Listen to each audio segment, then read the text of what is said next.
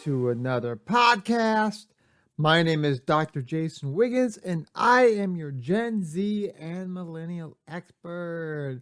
Welcome. Today's date is February 4th, 2021, and it is Thursday. So we're just about to hit the end of the week.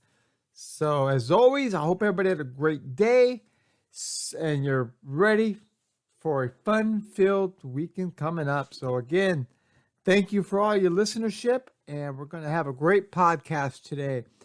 If my voice sounds a little bit hoarse or fuzzy, I apologize. I've got some allergies maybe, or not sure what's going on. I feel a little run down today. Real exhausted, a little bit voice a little bit hoarse. I'm thinking it's probably allergies.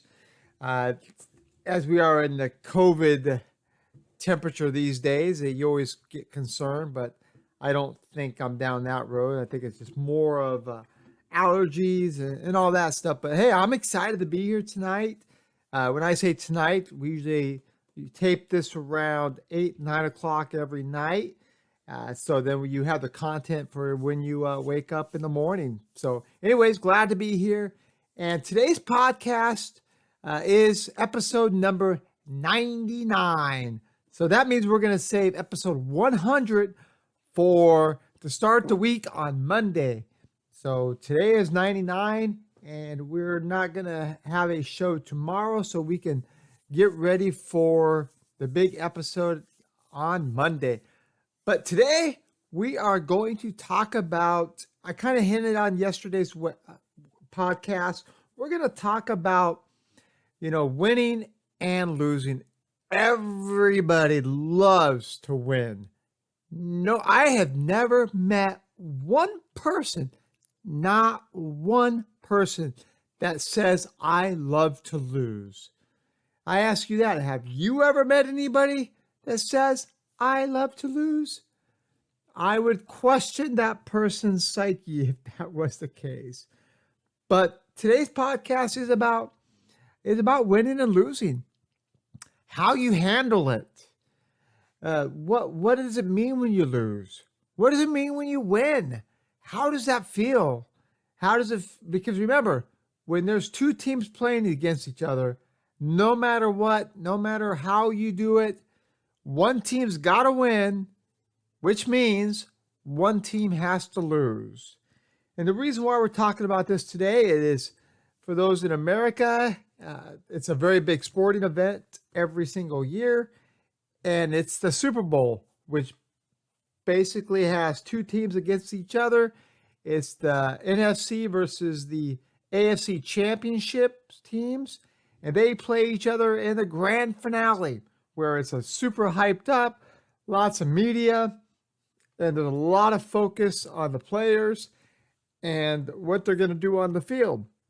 Now let's think about this. When one team plays another, one team may not always be better than the other team when you do a full assessment of the team.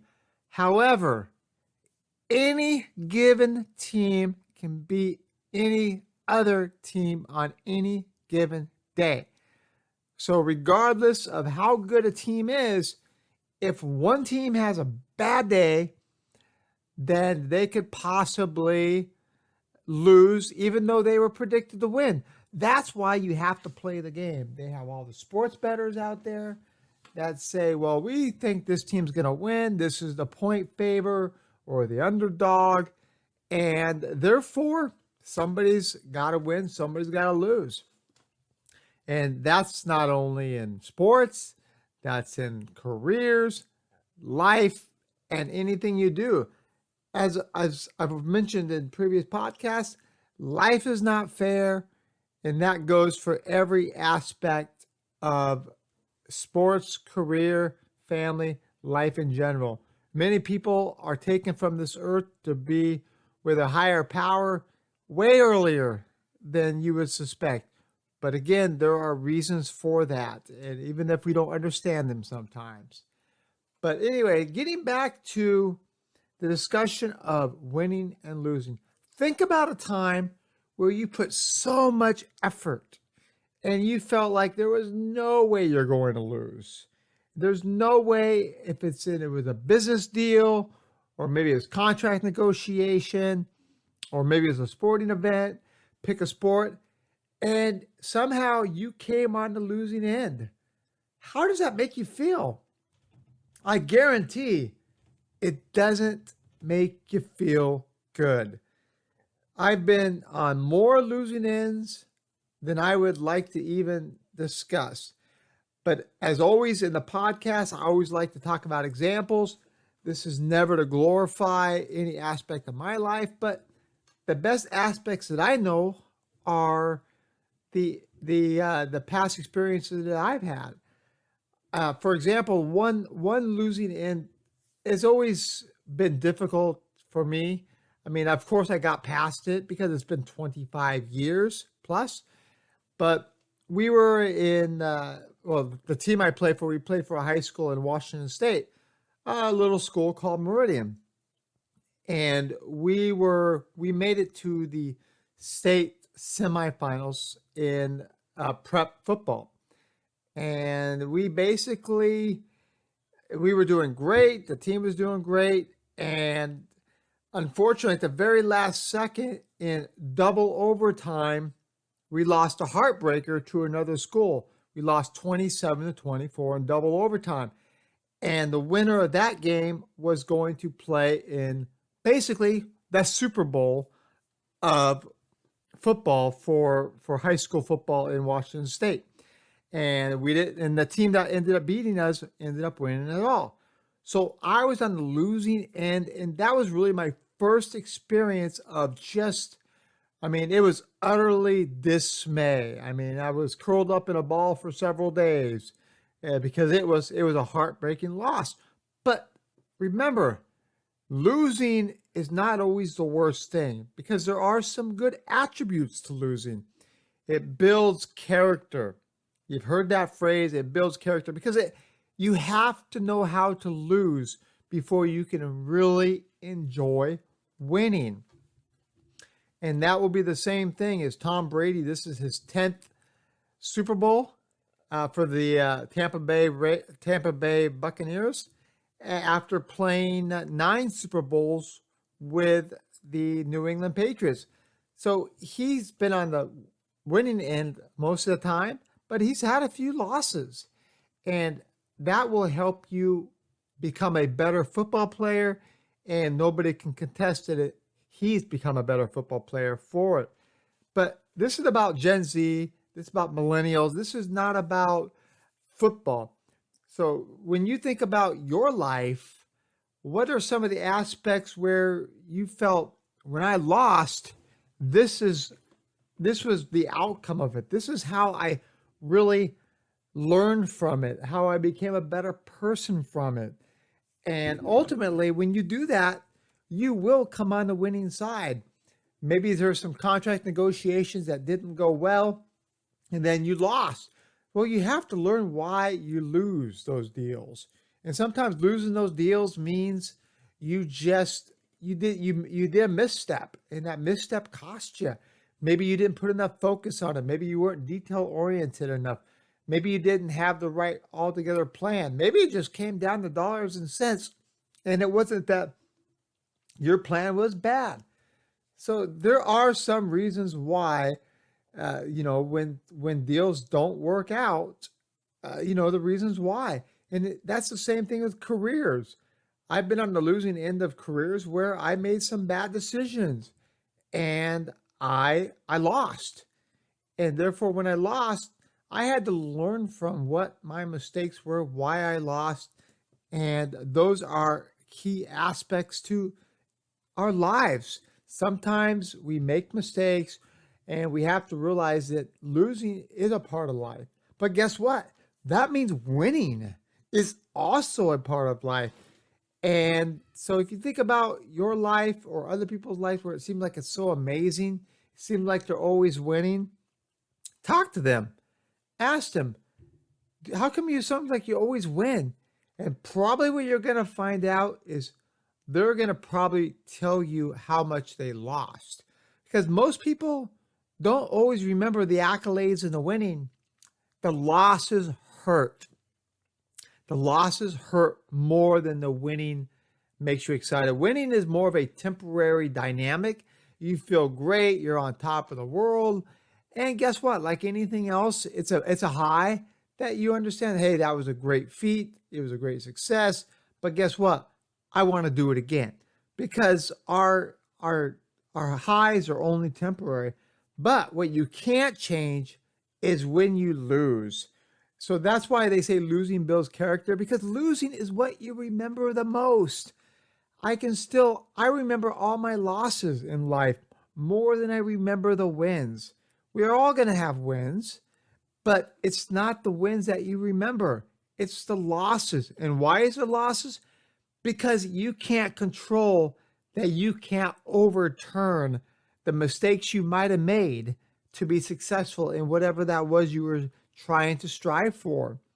And that's why if it's family or friendships, spouse, career, sports, being a competitor, those are all aspects of the desire to win. It's the desire to win in life. And you can even talk about when people are trying to compare their house to their neighbors. It's the pride thing gets in the way. And guess what? That pride thing will never allow you to truly win. When you do it for a self-motivated, self-absorbed type of environment, that's not how you win. You win from the heart. You win from passion. You win from hard work.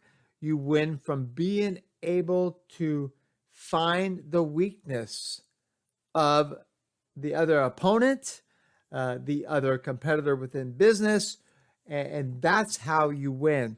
But to do that, you need to do it with the passion, the forward thinking, but you have to ultimately learn from your mistakes. We're all human. We're all going to make mistakes. We're all not going to win. We are all not the Tom Brady's of the world and win 9 times out of 10. But I guarantee he will even tell you that all the difficulty that he had to endure to be a championship level quarterback, and anybody that has reached those limits, they will be the first to critique their performance. They are perfectionists. So that's why they will state that they lose most of the time, even though from the naked eye and the outside observer, we're going to go, are you kidding me? You got a charmed life. You've got a beautiful wife. You got a big house. You got wonderful looking kids. You've got a charmed life. But guess what? That can all be great on the surface. But sometimes the person is such a perfectionist, no matter what they do, they're not happy. So even though they have all these wins in life, it doesn't mean they're happy. So as I always want to mention, make sure that the number one thing is be happy. And don't let winning get in the way of happiness, because we are all winners. It just determines how we view what being a winner is. If you're healthy, if you're happy, if you're striving for success, but you don't do it at the cost of people around you, or family. Remember, the family, friends, and fun. The 3 F's. Those are important in life. So again, you want to work hard. You want to be mindful of winning, but don't let winning overconsume you, because there are winners, there are losers, and at the end of the day, somebody's got to win, somebody's got to lose. So as always, I want to thank everybody for your listenership. I want to thank you for all your input and all the feedback via the emails. Again, the best way to reach us is via the email, jason@jwigginsconsulting.com, or via the website, genzandmillennialexpert.com. So again, thank you. Take care. If it's at the morning, afternoon, or night, be safe. And we'll talk to you tomorrow.